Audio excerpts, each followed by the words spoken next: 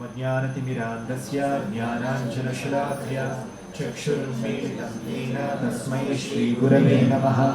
नमो विष्णुपादाय कृष्णप्रेष्ठाय भूतले श्रीमते भक्तिवेदान्त स्वामिनिति नामिने।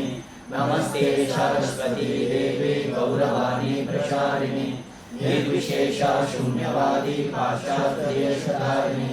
जय श्री कृष्ण चैतन्य प्रभु नित्यानंद श्री अद्वैत गदाधर श्रीवासादि गौरभक्तवृंद। हरे कृष्णा कृष्ण कृष्ण हरे हरे, हरे राम राम राम हरे हरे। श्री प्रभुपाद की जय। ఈ శ్లోకంలో ప్రభుపాద్ నేను ఇక్కడికి వచ్చే ముందు ఈ ప్రభుపాద్ ఈ శ్లోకం మీద ఒక క్లాస్ ఇచ్చారన్నమాట. దాన్ని ఒకసారి చూస్తున్నాను ఏం ప్రభుపాద్ చెప్తున్నారు. దాంట్లో ప్రభుపాద్ ఒకే ఒక వాక్యాన్ని తీసుకొని ఒక 2 గంటలు మాట్లాడతాడు అన్నమాట. సో ఇందులో ఉన్నటువంటి వెరీ ముఖ్యమైనటువంటి ఒక పదం ఏంటంటే సర్వార్థ, సర్వ అర్థ.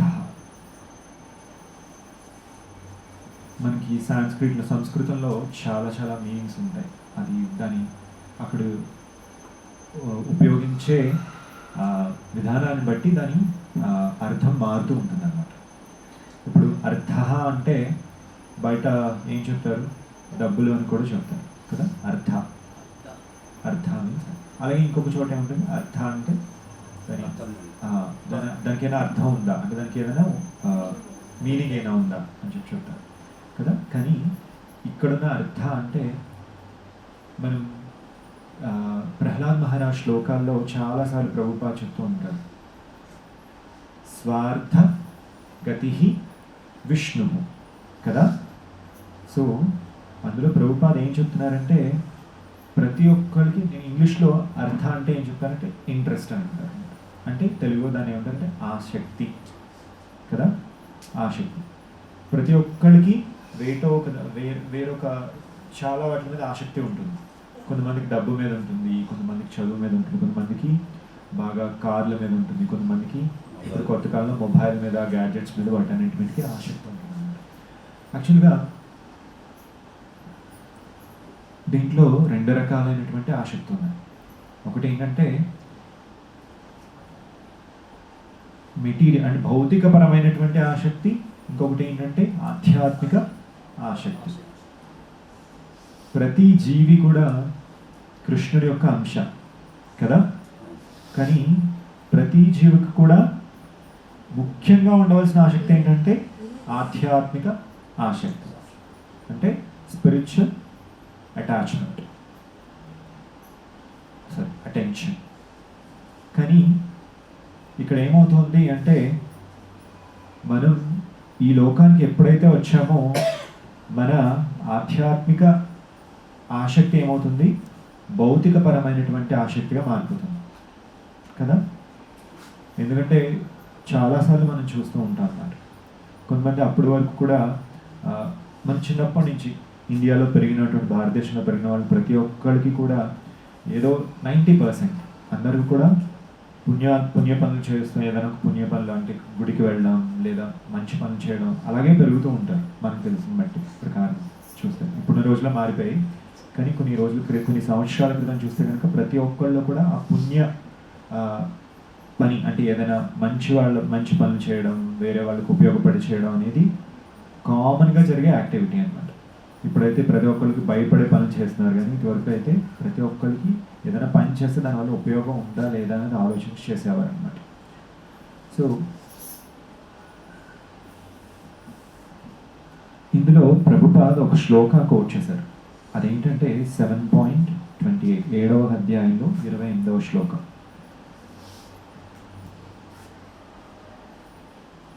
దాంట్లో ఏషాత్వా అంతగతం పాపం జనానా పుణ్యకర్మాణ తే ద్వంద్వ మోహ నిర్ముక్త భజంతే మా దృఢవ్రత.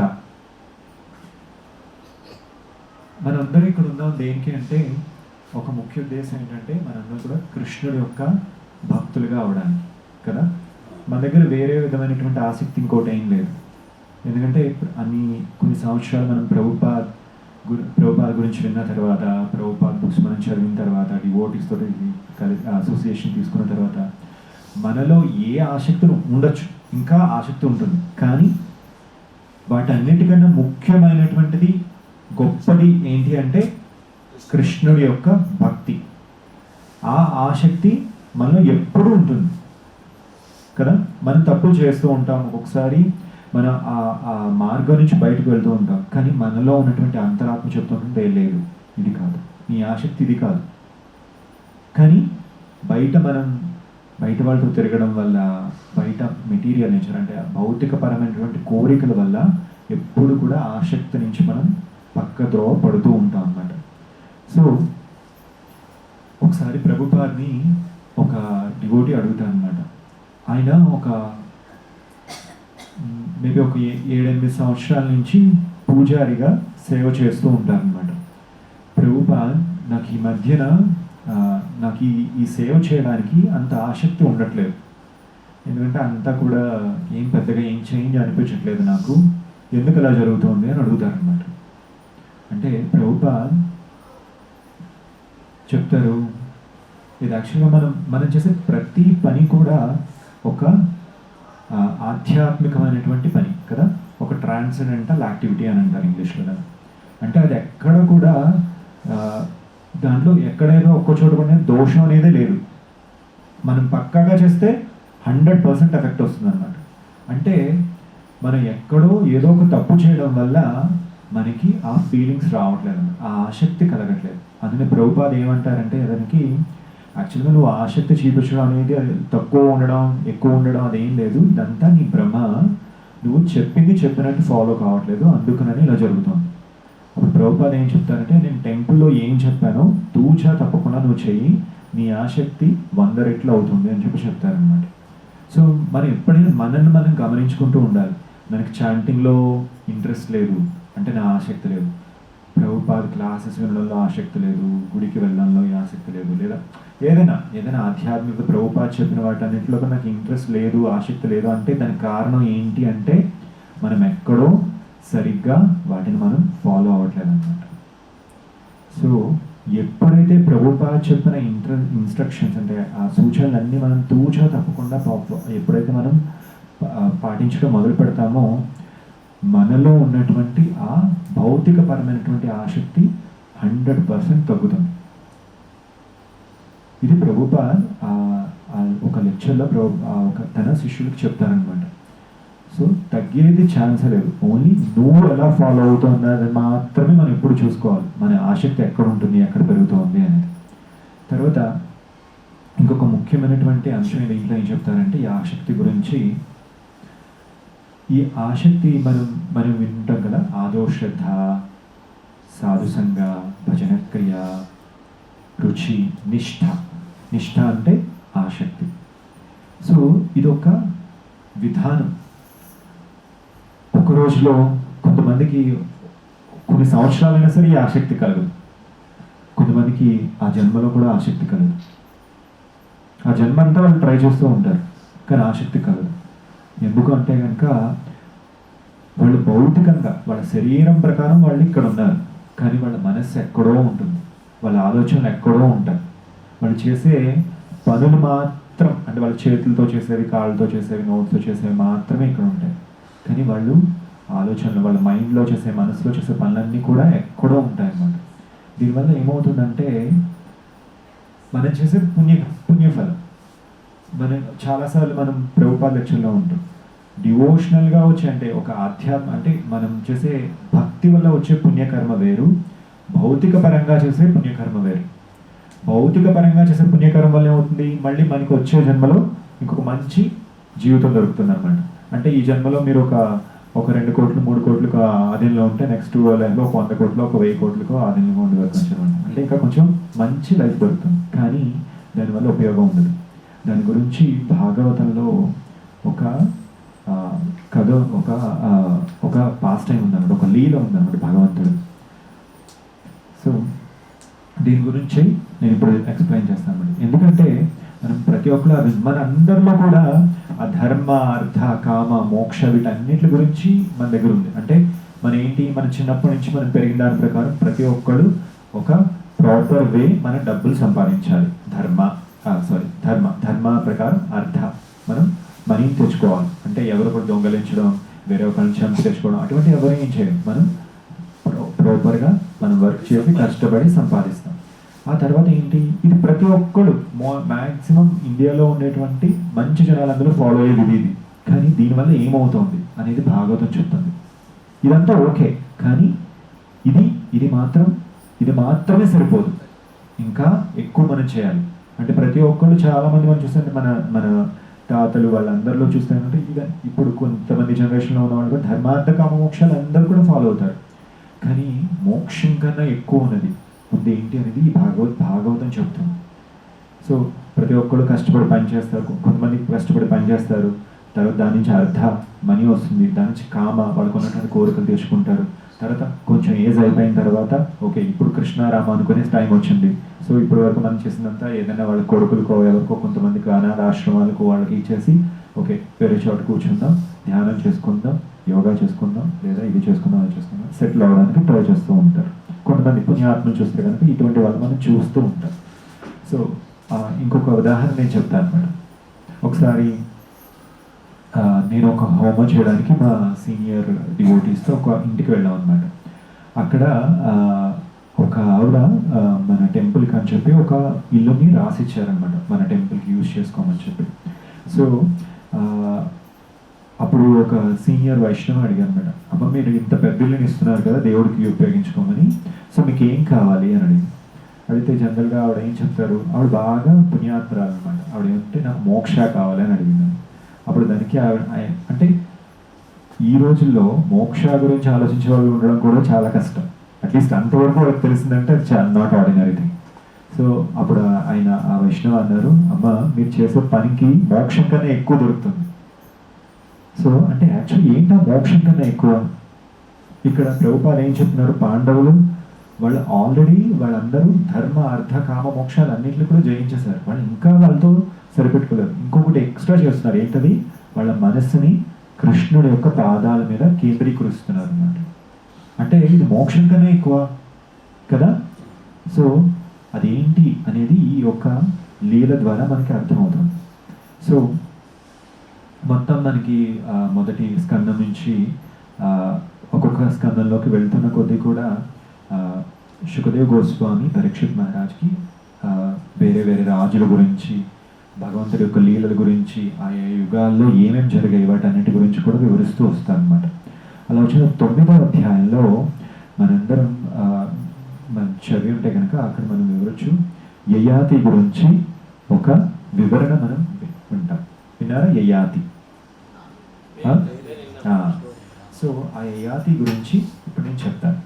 సో బ్రహ్మ ఎప్పుడైతే ఆయన ప్రజాపతి ఎప్పుడైతే ఈ మొత్తం ఈ భూగోళాలన్నింటిలో కూడా అందరినీ సృష్టించి వాళ్ళందరూ విష్ణువు ఎప్పుడైతే చెప్పారో నువ్వు ఇక్కడ పరిపాలన ఇదంతా చూసుకోవాలి, ఇదంతా సృష్టిని కార్యాన్ని చూసుకోవాలి అని చెప్పగానే ఆయన నుంచి కొంతమంది ఋషులు వచ్చారు కదా.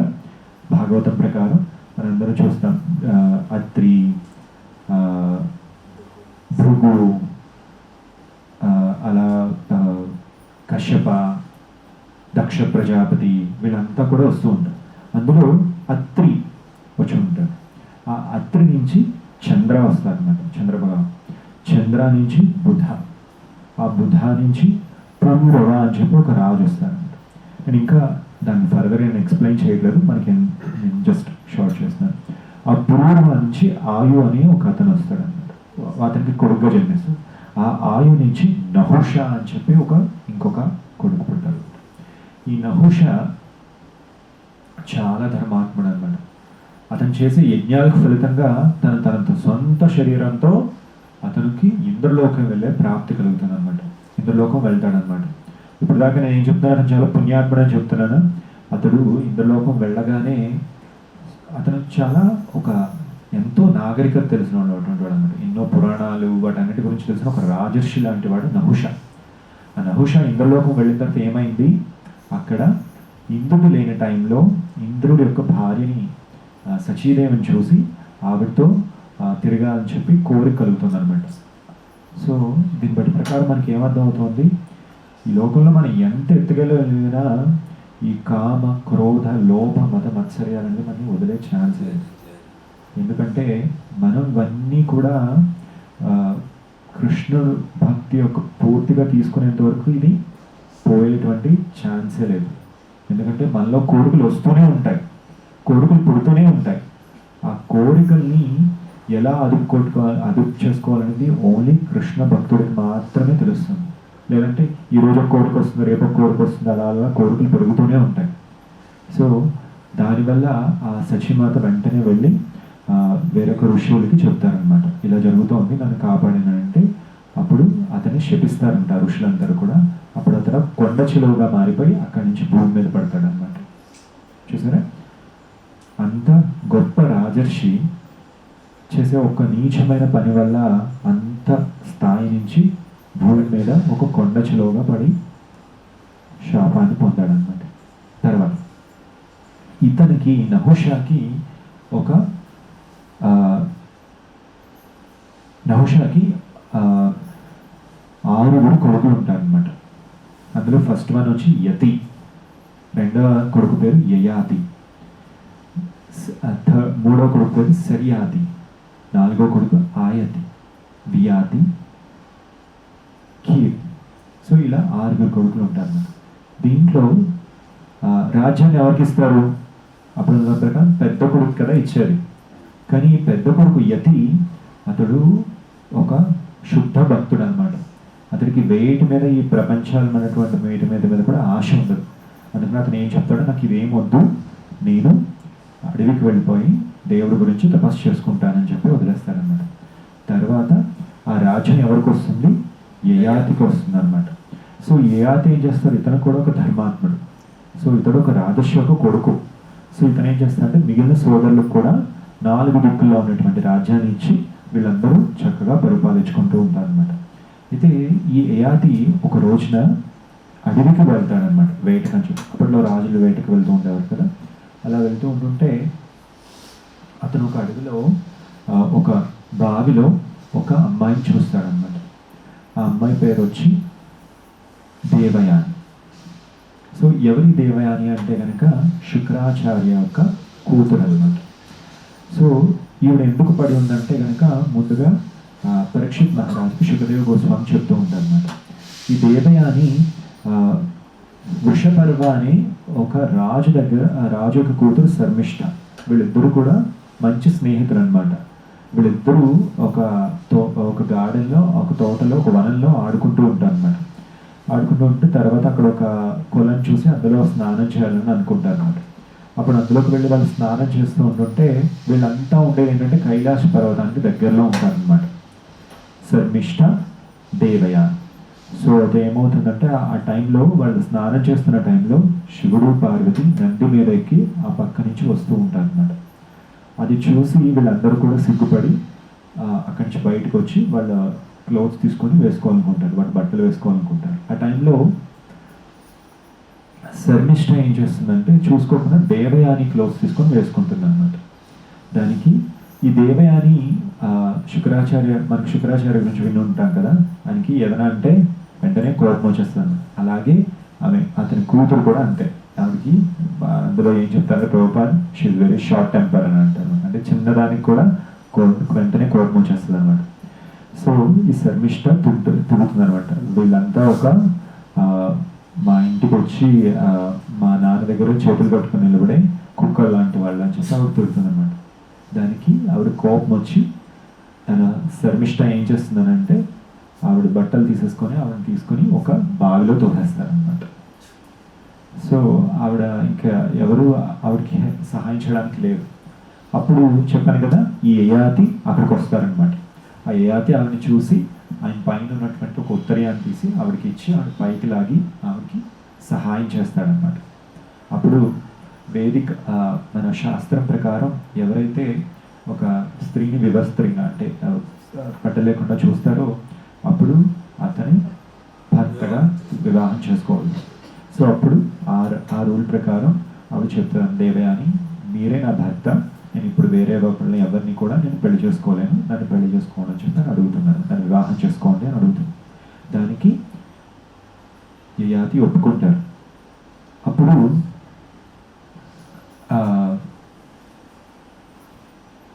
ఒక ఇదంతా ఎవరు జరుగుతుంది, ఇదంతా ఎవరి మధ్య జరుగుతుంది, ఈ కథ వివరణ అంతా కూడా పరీక్షిత్ మహారాజ్, శుకదేవ గోస్వామి. అప్పుడు శుకదేవ గోస్వామి పరీక్షిత్ మహారాజ్ ఒక క్వశ్చన్ అడుగుతాను. వీళ్ళంతా కూడా నాట్ ఆర్డినరీ, అంటే చాలా గొప్పవాళ్ళు. శుక్రాచార్య యొక్క కూతురు ఈవిడ, అతను వచ్చి ఒక రాజర్షి కొడుకు యయాతి. అంటే ఇక్కడ జరిగే వివాహం ఏంటి అంటే ప్రతిలోమ. అంటే వేదిక శాస్త్రం ప్రకారం ఇప్పుడు సపోజ్ ఒక అబ్బాయి, మనకి వేదిక ఆర్డర్ ఏంటి, బ్రాహ్మణ, క్షత్రియ, వైశ్య, శూద్ర. అంటే ఒక బ్రాహ్మణ అబ్బాయి ఒక క్షత్రియ అమ్మాయిని పెళ్లి చేసుకోవచ్చు, కానీ ఒక క్షత్రియ అబ్బాయి ఒక బ్రాహ్మణ అమ్మాయిని పెళ్లి చేసుకోకూడదు. అది విలోమ అవుతుంది అన్నమాట. సో ఇలా ఎందుకు జరుగుతోంది అని అంటే దాని ముందు ఇంకా చెప్తారు ఏంటంటే, ఒకసారి దేవత యొక్క గురువు బృహస్పతి కొడుకు కచా వచ్చి అతను నేర్చుకోవాలని చెప్పానంటే కనుక అప్పుడు అతన్ని కూడా ఈవిడ ప్రేమిస్తుంది అనమాట. ఈ దేవయాని ఆవిడని పెళ్లి చేసుకోవాలని అడిగితే, లేదు నువ్వు నా యొక్క గురువు యొక్క కూతురు, సో నాకు పూజనీయమైనటువంటి దాన్ని నేను నిన్ను వివాహం చేసుకోనంటే అది శపిస్తుంది అనమాట. నువ్వు నేర్చుకున్నదంతా కూడా నువ్వు మర్చిపోతావు. అప్పుడు అతనికి కూడా కోపం వచ్చి, నీకు ఏ బ్రాహ్మణుడు భర్తగా పొందడు, నువ్వు తక్కువ జాతి వాళ్ళని పెళ్లి చేసుకుంటావు అని చెప్పి శపిస్తాడనమాట ఆ బృహస్పతి యొక్క కొడుకు. దానివల్ల ఈవిడ ఒక రాజుకి భార్యగా అయిందనమాట. సో భార్యగా ఆయన తీసుకుని వెళ్ళి ఆ తర్వాత వాళ్ళిద్దరూ గంధర్వ వివాహం చేసుకుంటారు. తర్వాత అక్కడి నుంచి ఆవిడ తండ్రి దగ్గరికి వెళ్ళి జరిగిందంతా చెప్తుంది అనమాట. అప్పుడు జరిగినంత తెలియగానే ఏమవుతుంది, శుక్రాచార్య ఇమీడియట్గా మనకి చాలా కోపం వస్తుంది అనమాట. ఎలాగైనా సరే ఈ వృషపర్వ రాజుని, తన కూతురు అయినటువంటి శర్మిష్ఠని ఎలాగైనా సరే శిక్షించాలని చెప్పి అతను కోపంతో ఉగ్రరూపంతో వస్తూ ఉంటాడు అనమాట. సో శర్మిష్ఠ కూడా వెళ్ళి వాళ్ళ తండ్రికి అంతా కూడా చెప్పింది అనమాట, ఇలా జరిగింది, ఏం చేయాలంటే అతనికి అర్థమవుతుంది, ఇప్పుడు నా గురువు వచ్చాడంటే వాళ్ళందరినీ కూడా కాల్చి పూడిచ్చేసేస్తాడు. సో అప్పుడు అతను ముందుగానే వెళ్ళి అతని కాళ్ళ మీద పడి క్షమాపణ అడిగి, మీకు ఏది కావాలంటే అది ఇస్తాను అని అడుగుతాను. అంటే అప్పుడు చెప్తాడు, ఓకే నువ్వు వచ్చి నా కాళ్ళు పట్టుకున్నావు, సో నేను ఒప్పుకుంటాను, కానీ నా కూతురు దేవయాని ఏది అడిగితే నువ్వు అది ఇవ్వాలి అని చెప్పి ఒక ఒప్పందం పెడతాడు అన్నమాట. అప్పుడు దేవయాని వెళ్ళి, చూడండి వీళ్ళంతా, నేను మళ్ళీ చెప్తున్నాను, వీళ్ళంతా మామూలు మనుషులు కాదు. ఆల్రెడీ వీళ్ళంతా కూడా శాస్త్రాల్లో, పురాణాల్లో వీళ్ళందరికీ తెలిసిన వాళ్ళు. కానీ మనం ఒక్కటి గుర్తుపెట్టుకోవాలి, వీళ్ళు ధర్మ, అర్థ, కామ, మోక్షాలు అన్నింటినీ కూడా ఫాలో అవుతున్నారు. కానీ కామ, క్రోధ, లోభ, మదమాత్సర్య అలా వేటిని కూడా వీళ్ళు జయించలేకపోతున్నారు. చూడండి అక్కడ ఆవిడ వదిలేసి ఉండొచ్చు, కానీ ఎక్కడ కూడా దేవయాని వదలలేదు. మళ్ళీ ఆవిడ మీద నేను ఎలాగైనా ప్రతీకారం తీర్చుకుంటాను అంటుంది. సో వెళ్ళి ఆవిడ చెప్తున్నాను, వివాహం చేసుకుని వెళ్ళేటప్పుడు నా తోటి ఆవిడ ఒక పని మనిషిలా రావాలి అని చెప్పి, నాకు దాసిగా రావాలి. అంతేకాదు ఆవిడొక్కరే కాదు, ఆవిడతో ఉన్నటువంటి వాళ్ళ స్నేహితులు, చెలికత్తలు అందరూ కూడా నాకు దాసిగా రావాలని చెప్పి ఆవిడ కోరుకుంటున్నమాట. అప్పుడు వృషపర్వ చేసేది లేక ఒప్పుకుంటాడు. అర్థమైందా? ఆ తర్వాత ఇతను ఆవిడ పెళ్లి చేసుకుంటాడు. మన యయాతి పెళ్లి చేసుకొని వాళ్ళందరూ కూడా రాజ్యానికి వెళ్తారు. అతనితో పాటు శర్మిష్ఠ కూడా వెళ్తుంది. అలా వెళ్ళేటప్పుడు శుక్రాచార్య యయాతిని పిలిచి ఒకటి చెప్తాడు, ఒక విషయం చెప్తాడు. చూడు, నువ్వు నా కూతుర్ని పెళ్లి చేసుకున్నావు, కానీ ఈ శర్మిష్ఠతో నువ్వు చాలా జాగ్రత్తగా ఉండాలి. ఆవిడతో నువ్వు మాట్లాడకూడదు, ఆవిడతో నువ్వు కలిసి ఉండకూడదు. ఎందుకంటే ఆవిడకు క్షత్రియ కన్య, ఇతను క్షత్రియ రాజు. సో వీళ్ళ మధ్య ఎప్పుడు కూడా అటాచ్మెంట్ ఉంటుంది. అదని చెప్పి నువ్వు ఎప్పుడు కూడా అతను చూడకూడదు అని చెప్పి ఒక హెచ్చరిక, ఒక వార్నింగ్ ఇస్తాడనమాట. కానీ తర్వాత ఏమవుతుంది, తర్వాత ఈ దేవయాని పెళ్ళైన కొన్ని సంవత్సరాల తర్వాత యదు అని చెప్పి ఒక కొడుకుని కంటుందన్నమాట. అది చూసిన తర్వాత దేవయాని శర్మిష్ఠ వెళ్ళి యయాతిని అడుగుతుంది, నేను కూడా ఆవిడతో వచ్చాను, నన్ను కూడా వివాహం చేసుకో, నాకు కూడా పిల్లలు కావాలని చెప్పి అని అడుగుతుంది అనమాట. అడిగితే శాస్త్ర ప్రకారం ఎవరైనా సరే క్షత్రియ, అయితే ఇప్పుడు కలికాలంలో మనకు అది ఎక్కడ వినం, ఎందుకంటే కలో శూద్ర సంభవ. సో అప్పట్లో రాజులు ఎవరైనా ఒక అమ్మాయి వచ్చి నాకు వివాహం కావాలి, మిమ్మల్ని వివాహం చేసుకున్నట్టే కంపల్సరీ అతను వివాహం చేసుకోవాలి. సో ఆ శర్మిష్ఠని అతను పెళ్లి చేసుకుంటాడు. ఎవ్వరికీ తెలియకుండా గాంధర్వ వివాహం చేసుకొని ఆవిడ ఒక అంతఃపురంలో పెట్టి ఆవిడతో పాటు 3 పిల్లల్ని కంటాడు. సో ఆ విషయాన్ని స్లోగా తర్వాత దేవయానికి తెలుస్తుంది. సో దేవయాని ఒప్పుకుంటుందా? ఒప్పుకోదు. ఎందుకంటే ఆవిడ ప్రతీకారంతో వెళ్ళిపోతూ ఉందన్నమాట. సో ఆవిడ వెళ్ళి మళ్ళీ వాళ్ళ నాన్నతో చెప్తుంది అనమాట. నాన్నెవరు? శుక్రాచార్యకి ఏమవుతుంది? వెంటనే కోపం వస్తుంది. అప్పుడు ఏం చేస్తాడంటే, నేను ఆల్రెడీ నీకు వార్నింగ్ ఇచ్చాను కానీ నువ్వు నా మాట వినలేదు, సో మళ్ళీ ఇదే తప్పు చేసావు, అందుకనే నువ్వు ఒక వృద్ధుడిగా అయిపోవని చెప్పి శపిస్తాడు. ఆ తర్వాత ఏమవుతుందంటే మళ్ళీ ఆలోచిస్తాడు శుక్రాచార్య ఆలోచిస్తాడు. ఇప్పుడు దాకా నా కూతురు కోసం అని చెప్పి దండ తీసుకుని అతనికి శపించాను, దీనివల్ల లాస్ ఎవరికి? శుక్రాచార్య. ఎందుకంటే కూతురు జీవితం పాడైపోతుంది. తర్వాత ఇది తెలుసుకొని అతను ఏం చెప్తాడంటే, నీ కొడుకుల్లో ఎవరైనా సరే నీ వృద్ధాప్యాన్ని అంటే నీ ముసలితనాన్ని తీసుకుంటే గనక నువ్వు దీని నుంచి బయటికి రాగలవు అని అడుగుతాడు. ఇందులో ఇంకొక ముఖ్యమైన విషయాన్ని ప్రభుపాద చెప్తారు మనకి. ఈ వృద్ధాప్యం వచ్చింది, యయాతి అక్కడితో వదిలేయచ్చు కదా, అలా వదలరు. ఆయన అక్కడికి వెళ్ళి నాకు ఇంకా కోరికలు చావలేదు, నాకు ఈ వృద్ధ శరీరం వద్దు, నాకు యవ్వన శరీరం కావాలి అని అడుగుతాడు. అడిగితే అప్పుడు శుక్రాచార్య అంటారు, సరే నువ్వు వెళ్ళి నీ కొడుకులను అడుగు, ఎవరైతే నీ వృద్ధాప్యాన్ని తీసుకుంటారో వాళ్ళు తీసుకోగలరో అప్పుడు నువ్వు మళ్ళీ యవ్వనంగా మారుతావు, అప్పుడు నీ కోరికలన్నీ తీర్చుకోవచ్చు. మనం ఇంకొంచెం ఆలోచించాలి ఇక్కడ. ఆల్రెడీ అతను ఒక రాజు, ఆల్రెడీ 5 కొడుకులు ఉన్నారు, 2 భార్యలు ఉన్నారు, ఎంతో కాలం అతను అదంతా అనుభవిస్తూనే ఉన్నాడు. కానీ ఎక్కడ కూడా సంతృప్తి అనేది కలగదు, ఇంకా కావాలి అనే ఆలోచన మాత్రమే ఉంది.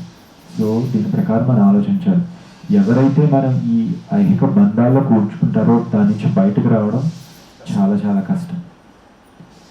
తర్వాత అతను ఒక్కొక్క కొడుకుని అతను ప్రాయపడతాడు. ఫస్ట్ యదుని అడుగుతాడు. యదు అంటాడు, శాస్త్ర ప్రకారం బ్రహ్మచర్య, గృహస్థ, వానప్రస్థ, సన్యాసి. సో దీని ప్రకారం నాలో కూడా కోరికలు ఉన్నాయి. నేను డైరెక్ట్గా ఇప్పుడు ఈ వృద్ధాప్యాన్ని తీసుకున్నానంటే కనుక నాకు సన్యాస అంటే ఈ భౌతిక శరీరం, భౌతిక కోరికల పట్ల, వాంఛల పట్ల నాకు విముక్తి కలిగేది. ఎందుకంటే పైకి నేను ముసలివాడిగా ఉండొచ్చు కానీ లోపల నా కోరికలన్నీ అలాగే ఉన్నాయి. సో నేను వాటిని తీర్చుకోలేను. సో నాకు నీ వృద్ధాప్యం వద్దు, నేను నీ వృద్ధాప్యాన్ని నేను తీసుకోను, నీ ముసలితనాన్ని నేను తీసుకోను అని చెప్పి డైరెక్ట్గా చెప్పేస్తాడు. ఎవరు చెప్తున్నారు? యదు చెప్తున్నారు. తర్వాత ఇంకొక కొడుకు దగ్గరికి వెళ్తాడు. ఇది దేవయాని సెకండ్ కొడుకు అనమాట. 2వ కొడుకు దుర్వాసు. సో దుర్వాసు కూడా అదే చెప్తాడు, మా అన్నయ్య చెప్పాడు, నేను ఎలా ఒప్పుకుంటాను, నాకు కూడా వద్దు అని చెప్తాడు. తర్వాత మళ్ళీ శర్మిష్ఠకి 3 కొడుకులు ఉంటారు, దృహ్య, అను, పురు. సో దృహ్య కూడా ఒప్పుకోడు, అను కూడా ఒప్పుకోడు, పురు ఒప్పుకుంటాడు. సో పురు ఏం చెప్తారంటే, ఈ దేహం ఎవరిచ్చారు? తల్లి తండ్రి ఇచ్చారు.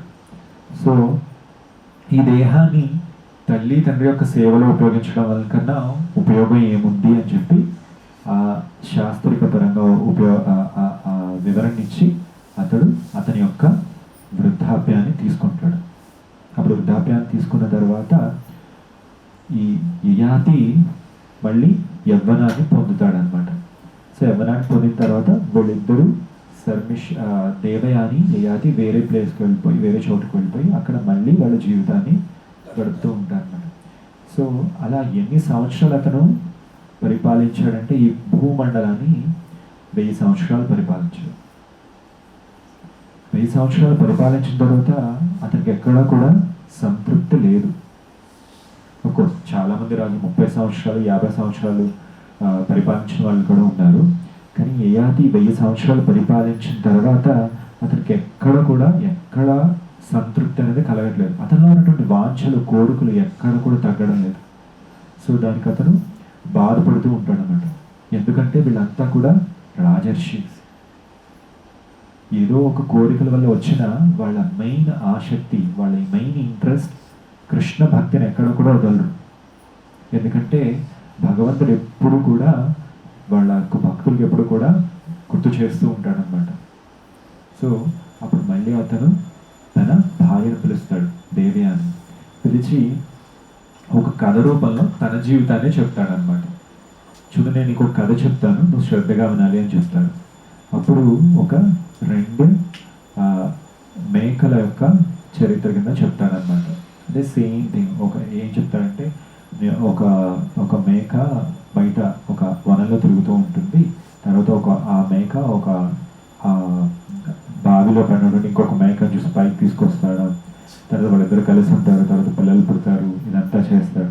ఇదంతా చెప్తూ ఉంటాడు అనమాట. అప్పుడు ఆవిడ కూడా అర్థమవుతుంది అనమాట, సరే ఎంత తప్పు చేస్తున్నాం అని చెప్పి వాళ్ళిద్దరూ కూడా వానప్రస్థాన్ని తీసుకొని అడవులకు వెళ్ళి అక్కడ కృష్ణ భక్తిని తీసుకొని వాళ్ళు అక్కడి నుంచి వైకుంఠాన్ని చేరుకుంటారు అన్నమాట. సో పూర్వం ప్రభుపాద మనం భగవద్గీత బాగా క్షుణ్ణంగా చదివితే కనుక 2వ అధ్యాయంలో ప్రభుపాద చెప్తారు. మొత్తం మనం ఇదంతా నాగరికత అని చెప్తాం కదా. ఈ నాగరికత ఎప్పుడు మొదలవుతుందంటే, ఎప్పుడైతే మనం ఈ వర్ణాశ్రమ ధర్మాన్ని మొదలు పెట్టడం స్టార్ట్ చేస్తామో అప్పుడే ఈ నాగరికత అనేది మెరుగుపడుతుంది. అప్పటి వరకు మెరుగుపడదు. ఎందుకంటే ఇప్పుడు ఇందాక నేను చెప్పాను కదా, కలో శూద్ర సంభవాత్.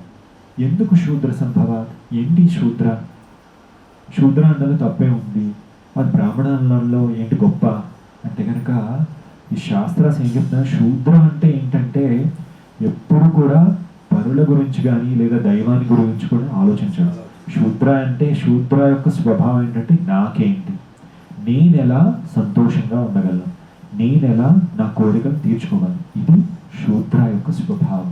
కానీ బ్రాహ్మణ యొక్క స్వభావం ఇది కాదు.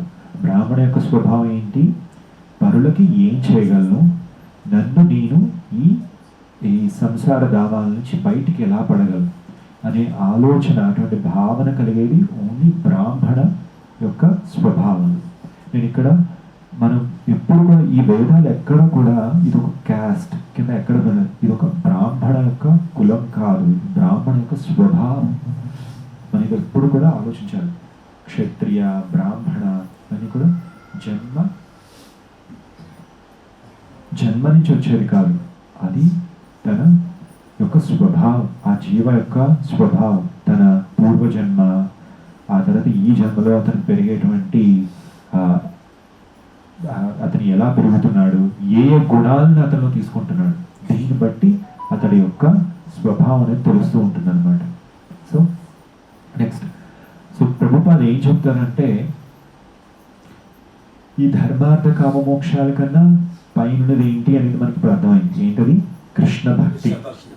ఈ కృష్ణ భక్తి ఆసక్తి ఎప్పుడు పెరుగుతుంది అంటే కనుక ఓన్లీ 3 మనం ఎప్పుడు చేయాలి. ఏంటా 3 అంటే కనుక, మొదటిది ఏంటంటే సాధు సంఘ. ఇప్పుడు ప్రభుపాద కృష్ణ బుక్లో ఒక చోట చెప్తారనమాట. మీరు ఎప్పుడైనా విన్నారా నరకాసురుడు గురించి? అందులో ఒక లైన్ రాస్తారు. ఈ నరకాసుడు ఎవరు తల్లి అంటే కనుక, నరకాసుడు యొక్క తల్లి భూదేవి. ఒక పురాణంలో చెప్పారు, భూదేవి వరాహకి ఆ లీలలో ఒక కొడుకు పుడతాడనమాట. ఆ కొడుకు పేరు నరకాసురుడు. ఈ నరకాసురుడు చిన్నప్పటి నుంచే దైవత్వం ఉంది, కానీ తర్వాత అతను ఒక చెడు సావాసంతో తిరగడం వల్ల అతడు ఒక రాక్షసుడుగా మారిపోతాడు, ఒక దానవుడుగా మారిపోతాడు అనమాట. సో ప్రభుపాద ఏం చెప్తారంటే, ఈ సహవాసం అంటే అసోసియేషన్ చాలా చాలా ముఖ్యం అన్నమాట. మనం తిరిగేది, మనం మాట్లాడేది, వాళ్ళతో మనం డిస్కస్ చేసేది, ఇవన్నీ కూడా మన మనసుని ఎంతో ప్రభావం చూపిస్తూ ఉంటాయి అన్నమాట. అందుకనే మన గౌడీయ వైష్ణవాల్లో ఒక భజనలో చెప్తారనమాట, ఏంటంటే అసత్సంగ త్యాగ. ఏంటది? అసత్సంగ త్యాగ. అసత్సంగ అంటే ఎవరైతే వైష్ణవులు కాదో, ఎవరైతే కృష్ణ భక్తి మీద శ్రద్ధ అయితే ఉండదో, వాళ్ళతో ఎప్పుడు కూడా మనం సాంగత్యాన్ని ఉంచుకోం. ఏదో ప్రభుపాద్ మనకి చెప్పిన ప్రకారం మనం వాళ్ళకి ప్రీచ్ చేయొచ్చు, కానీ మనం మన సంఘాన్ని ఇవ్వాలి, కానీ వాళ్ళ సంఘాన్ని మనం తీసుకోకూడదు. ఇది ఎప్పుడు కూడా మనం గుర్తుపెట్టుకోవాలి. ఎందుకంటే మనం కూడా బద్ధజీవాస్, మనలో కూడా ఇంకా కామ క్రోధ లోభ మదమాత్సర్యాలు అన్నీ కూడా ఉన్నాయి. సో మనం ఎప్పుడైతే వేరే వాళ్ళతో సాంగత్యంలో ఉన్నామో చాలా జాగ్రత్తగా చూసుకొని దాన్ని బట్టి చేయాలి. ఫస్ట్ ఏంటి? అసోసియేషన్, సాంగత్యం. ఇదంతా దేనికి? కృష్ణ భక్తి మీద ఆసక్తి ఎలా పెరుగుతుంది అని చెప్పాలి. రెండవది ప్రభుపాద ఏం చెప్తారంటే సాధన.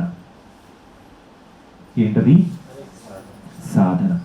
సాధనలో మొట్టమొదటి ఏంటి? Chanting 16 rounds.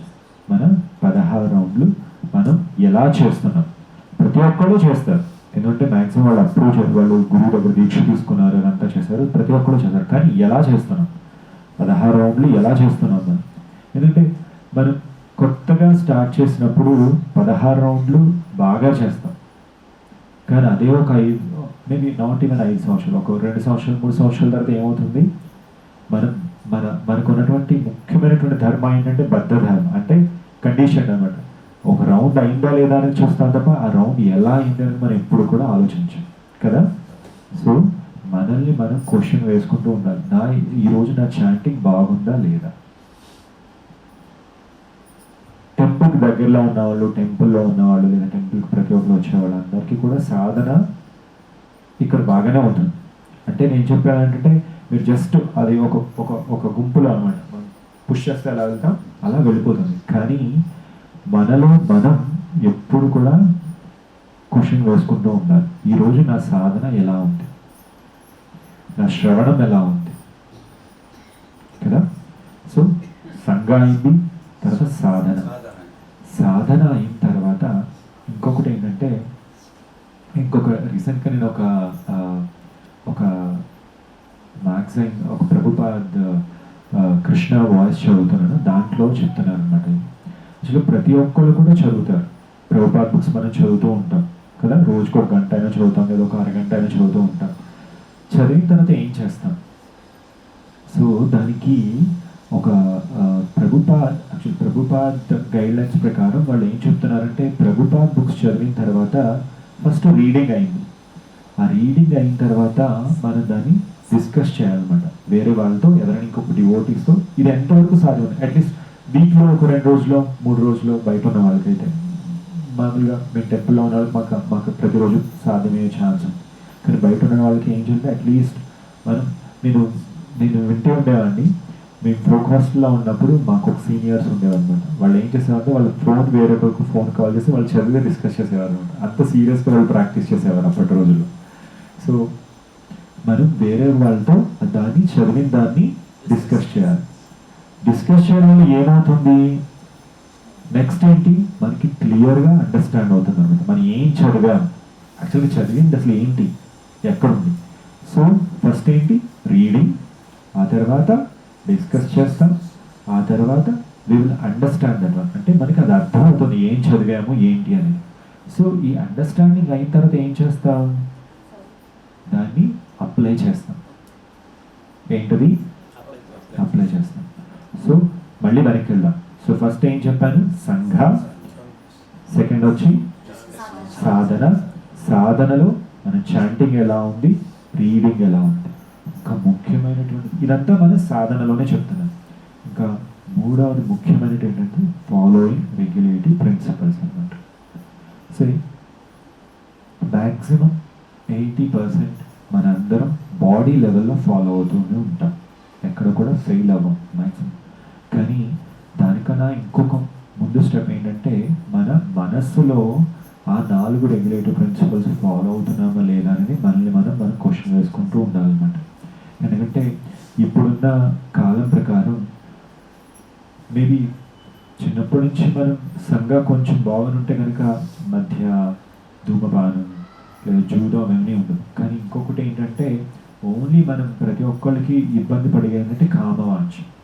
సో ఈ కామవాంఛల నుంచి బయటికి రావాలి అంటే కనుక ఇంకొక ముఖ్యమైనటువంటిది ఏంటంటే ప్రభుపాద ఏం చెప్తారంటే మనం తినేటువంటి ఆహారం కదా. సో ఆహారం అనేది మనందరం ప్రసాదమే తింటాం, మ్యాక్సిమం అందరూ కూడా బాగా ఏం తింటారు. సో ఆ ప్రసాదం అనేది ముఖ్యమైనటువంటి ఒక భాగం అన్నమాట. సో ఇప్పుడు దాకా మనం ఏం డిస్కస్ చేసాం? ఫస్ట్ సాధన, రెండవది సాధన. సాధనలో ఇంకా ఏముంది? Chanting, reading, what we are eating, discussing, which are all things. And లాస్ట్ది వచ్చి ఏంటంటే సేవ. అర్థమైందా? సంఘ ఒక ఎస్ గురించి చెప్పాను, తర్వాత సాధన ఇంకొక ఎస్ గురించి చెప్పాను, సేవ ఇంకొక ఎస్ గురించి చెప్తాను. అర్థమవుతుందా? సేవ మనం బయట ప్రాక్టీస్ చేసినప్పుడు ప్రతిరోజు రావడానికి కష్టం. ఎప్పుడైతే మనం ఏదైనా ఫెస్టివల్స్కి వస్తాం లేదా వీక్లీ వన్సారి వస్తాం. సో మనం చేసే సేవ అది ఎలా ఉండాలి అంటే కనుక మనకి నచ్చినట్టుగా కాదు, మనం ఎదుటి వాళ్ళకి నచ్చిన లేదో మనకు తెలియదు. మనకి అది ఆథరైజ్డ్ అయి ఉండాలి, మన అథారిటీ నుంచి వచ్చి ఉండాలి. అది మనం సిన్సియర్గా సీరియస్గా చేయాలి. ఏదో వచ్చాం ఏదో చేస్తాం వెళ్ళిపోతాం అని అలా కాదు.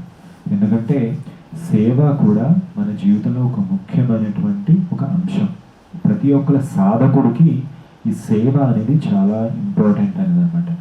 ఈవెన్ అది ఒక చరణామృత డిస్ట్రిబ్యూషన్ అవ్వచ్చు, లేదా మనం ఏదైనా కిచిడీవి కౌంటర్లో ఏదైనా చేయవచ్చు, లేదా ఇక్కడ కింద జప అది చేయవచ్చు, లేదా బుక్ డిస్ట్రిబ్యూషన్ అవ్వచ్చు, ఏదైనా కావచ్చు. కానీ మన మైండ్ అక్కడ ఉండాలి. ఏదైనా బయట సైడ్ చెప్తూ ఉంటారు, ఏదైనా పని చేస్తున్నప్పుడు మన హార్ట్ ఉండాలి అక్కడ. మనస్ఫూర్తిగా మనం చేయాలి. ఏదో వచ్చామా చేసామా వెళ్ళిపోయామా అలా చేయకూడదు అన్నమాట. బికాజ్ ఇవన్నీ వీటన్నిటికీ కూడా ఒక మీ చేతిలో ఉంటుంది. అదొక పుణ్యకార్యం కావాలా లేదా అదొక దైవ కార్యం కావాలా అని. పుణ్యకార్యం అంటే కనుక చెప్పాను కదా, మళ్ళీ నెక్స్ట్ లైఫ్లో మీరు అనుభవించవచ్చు దాన్ని. కానీ అదొక దైవ కార్యం అయితే కనుక మళ్ళీ మనం ఈ లైఫ్ మళ్ళీ తీసుకోవాల్సిన అవసరం లేదు. సో మనం ఎప్పుడు కూడా ప్రభుపాద డిసైపుల్స్ అయినందుకు మన గోల్ ఎప్పుడు కూడా చిన్నదిగా పెట్టుకోకూడదు. ఎప్పుడు కూడా పెద్ద గోల్ ఉండాలన్నమాట మన దగ్గర. అర్థమవుతుందా? ఆ తర్వాత ముఖ్యమైనటువంటి ఇంకొక అంశం ఏంటంటే అది శరీరం. ఏంటది? శరీరం. సో కొంతమంది మన డివోటీస్ వీ షుడ్ నాట్ మనం ఈ శరీరం గురించి బాధపడకూడదు. ఇది ఎలా అయినా ఓకే అని చెప్పి ఎక్స్ట్రా బర్డెన్ చేసుకుంటూ ఉంటాను. నేను దీన్ని లాస్ట్లో చెప్తున్నాను. ఇది కూడా ఒక ముఖ్యమైన అంశమే. ఎందుకంటే శాస్త్రాలు ఏం చెప్తాయంటే కనుక ఈ మానవ జీవితంలో మాత్రమే మనం ఈ కృష్ణ కాన్షియస్ మనం ప్రాక్టీస్ చేయగలం. వెరీ వెరీ రేర్ కేసులో ఎక్కడైనా ఏదైనా ఒక జంతువులు చేయడం మనం చూస్తూ ఉంటాం. కానీ మానవ జీవితంలో మాత్రం మనకు వచ్చినటువంటి ఒక అద్భుతమైనటువంటి అవకాశం ఇది కదా. సో దీన్ని ఎక్కడా కూడా మనం దుర్వినియోగం చేసుకోకూడదు. సో ఈ శరీరాన్ని కూడా మనం జాగ్రత్తగా చూసుకోవాలి. టైం టు టైం ఫాలో కావాలి, టైం టు టైం ఇవ్వాలి, టైం టు టైం నిద్రపోవాలి. సో మన జీవితాన్ని ఒక క్రమీకరణ, దాని అంటే కదా ఒక రెగ్యులేషన్ ఉండాలి, సమ్ రూల్స్ ఉండాలి, ఇవన్నిటిని ప్రాపర్ డైట్ ఉండాలి. ఇవన్నీ తీసుకుంటే అప్పుడు బాడీ ఎప్పుడైతే కోఆపరేట్ చేస్తుందో మనకి ఫిజికల్గా ఏ ప్రాబ్లమ్స్ ఉండవు అన్నమాట. సో అందుకని ఇది కూడా మన డివోషనల్ ప్రాసెస్లో బాడీ కూడా ఒక ఇంపార్టెంట్ రోల్ అన్నమాట. సో ఫస్ట్ ఏం చెప్పాను? సంఘ, సాధన, సేవ, శరీర. అర్థమవుతుందా? సో ఇవన్నీ మనం ఎప్పుడైతే జాగ్రత్తగా చూసుకొని కృష్ణ కాన్షియస్ని ఎప్పుడైతే మనం పక్కగా ఫాలో అవుతామో ఆ శక్తి కంపల్సరీ పెరుగుతాం. ప్రభుపాద్ చాలా చోట్ల చెప్తారనమాట, ఎక్కడైనా ఆసక్తి తగ్గుతోందంటే కనుక నువ్వు ఎక్కడో షార్ట్ కట్స్ చేస్తున్నావు అనమాట. మనం ఎక్కడో షార్ట్ కట్స్ చేస్తున్నాం, దానివల్ల మనకి చాంటింగ్ మీద, రీడింగ్ మీద, సేవ మీద, వీటన్నిటి మీద కూడా ఆసక్తి తగ్గుతుంది అనమాట. సో ఇదంతా మన చేతుల్లోనే ఉంటుందన్నమాట. ఇంకొక చైతన్య చరితామృతలో ఒక లైన్ రీసెంట్గా చదువుతున్నప్పుడు అబ్జర్వ్ చేశాను. ఇది కాళా కృష్ణదాస్, మనందరం వినే ఉంటాం కదా, ఒక జిప్సీస్ ఆడవాళ్ళ అని కాలుతను పడిపోయి వెళ్ళిపోతూ ఉంటాడు. అప్పుడు చైతన్య మహాప్రభు అతను జుట్టు పట్టుకొని లాగి తీసుకొస్తాడనమాట. తర్వాత అందులో వివరణలో ప్రభుపాద చెప్తాను, ఈ ప్రతి జీవకు ఉన్నటువంటి స్వతంత్రం మీద దేవుడు కూడా చేపెట్టడు. నువ్వు వెళ్ళాలనుకుంటే వెళ్ళు, నేను నిన్ను ఆపను, కానీ నీ కోసం ఎప్పుడు నేను ఎదురు చూస్తూనే ఉంటాను అని చెప్తారు. సో కృష్ణుడి యొక్క కరుణ అటువంటిది.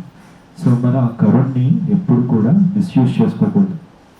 మనకి వచ్చినటువంటి ఈ ఈ అవకాశాన్ని చూడండి, ప్రతి ఒక్క జీవికి ప్రభుపాద ఏం చెప్తారంటే, ప్రతి ఒక్కరికి జీవితంలో అమ్మ నాన్న వీళ్ళందరూ కూడా దొరుకుతున్నారు ఏదో ఒక ఫామ్లో. కానీ ఉత్తమమైనటువంటి గురువు దొరకడం, కృష్ణుడి యొక్క కృప దొరకడం చాలా చాలా కష్టం. సో దాన్ని మనకి ఈ జన్మలో ఈ విధంగా ప్రభుపాద యొక్క కరుణ వల్ల మనకి ఈ ఛాన్స్ దొరికింది. సో దీన్ని ఎక్కడో కూడా మనం మిస్యూజ్ చేసుకోకూడదు. మనం 100% ముందుకు వస్తే కృష్ణుడు 1000% మనకు ముందుకు వచ్చి హెల్ప్ చేస్తారు. సో అందుకని మనం ముందుకి ఎప్పుడు వెళ్తూ ఉండాలి. జీవితంలో ఆటంకాలు అవన్నీ రావడం చాలా నార్మల్ ఈ రోజుల్లో, కానీ వాటన్నిటితో పెట్టుకొని కృష్ణ కాన్షియస్ని మనం ఎక్కడో కూడా ఆపకూడదు. ఆసక్తిని తగ్గించేలా చేసుకోకూడదు. మన ఆసక్తి ఎప్పుడు కూడా పెంచేలా చూడాలి. ఓకేనా? క్రిందరాశ్రమం భాగవతంకి శ్రీ ప్రభుపాదకి